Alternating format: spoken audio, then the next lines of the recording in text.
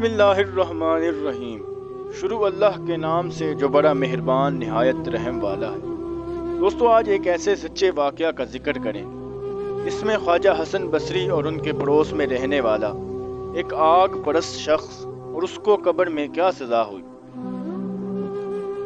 لکھا ہے کہ حضرت حسن بصری رحمۃ اللہ علیہ کے پڑوس میں ایک آگ کو پوجنے والا رہتا تھا اور اس کا نام شمعون تھا۔ ایک دفعہ وہ بیمار پڑ گیا تو قریب المرگ ہو گیا۔ حضرت حسن کو اس کی بیماری کا پتہ چلا تو آپ اس کے پاس پہنچے تو آپ نے کیا دیکھا کہ آگ اس کے پاس سلگ رہی ہے اور وہ آگ کے دھوئیں سے کالا پڑ گیا ہے۔ تو آپ نے فرمایا، خدا سے ڈرو اور مسلمان ہو جاؤ۔ ساری عمر تو نے آگ اور دھوئیں کی پرستش کی ہے، اب دین اسلام کو آزما، شاید خدا تجھ پر رحم فرمائے۔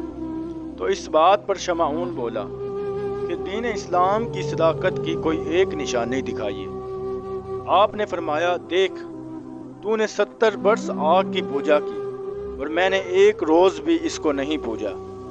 اب میں اور تم دونوں اس میں اپنا اپنا ہاتھ ڈالتے ہیں اور پھر دیکھتے ہیں کہ آگ کس کو جلاتی ہے اور کس کو چھوڑتی ہے۔ چاہے تو اس کا پجاری ہے، اس لیے وہ تجھے نہ جلائے، اور میں نے ایک دن بھی اس کو نہیں پوجا، اس لیے یہ مجھے جلا دے، مگر مجھے اپنے رب سے امید ہے کہ آگ مجھے ہرگز نہ جلائے گی۔ اگر تم میرے خدا کی قدرت اور اس آگ کی کمزوری دیکھنا چاہتے ہو تو دیکھ لو۔ یہ کہہ کر آپ نے اپنا ہاتھ جلتی ہوئی آگ میں ڈال دیا اور پھر آپ نے بہت دیر تک اس آگ میں ہاتھ ڈالے رکھا اور شمعون نے دیکھا کہ آپ کا ہاتھ بالکل نہیں جلا۔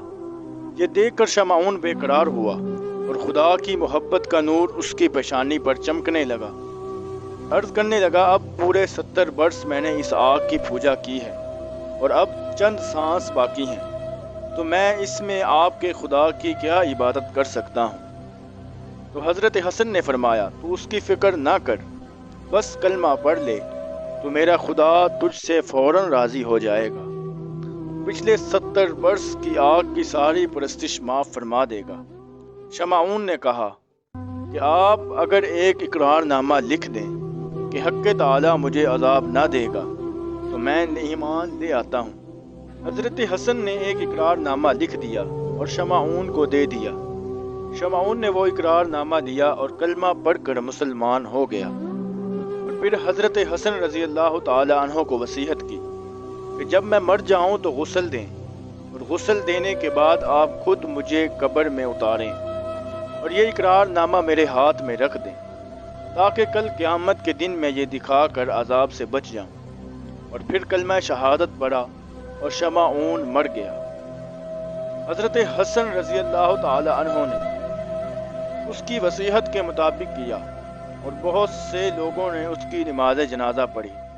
پہلے اس کو غسل دیا گیا، پھر نماز جنازہ پڑھی گئی، پھر آپ نے وصیت کے مطابق اس کو خود قبر میں اتارا اور اس کے ہاتھ میں وہ اقرار نامہ دے دیا۔ اس رات حسن بصری رحمۃ اللہ علیہ مطلقاً نہ سوئے اور ساری رات نماز پڑھتے رہے اور اپنے دل میں یہ کہتے رہے کہ میں نے کیا کیا، میں خود اپنی جائیداد پر قدرت نہیں رکھتا، پھر خدا کی ملک پر میں نے کیسے مہر کر دی اور اقرار نامہ لکھ دیا۔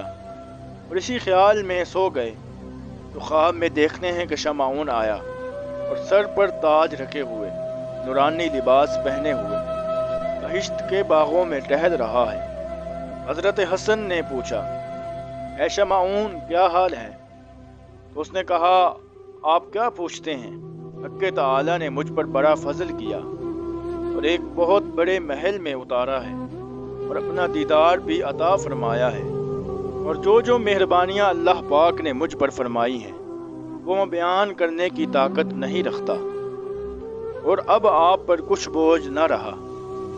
اب آپ کا اقرار نامہ بڑے کام آیا، اب یہ لیجئے اپنا اقرار نامہ، کیونکہ اب مجھے اس کی ضرورت نہیں۔ یہ کہہ کر وہ اقرار نامہ اس نے حضرت حسن بصری رحمۃ اللہ علیہ کو دے دیا۔ حضرت حسن بصری جب بیدار ہوئے تو دیکھا کہ اقرار نامہ آپ کے ہاتھ میں تھا۔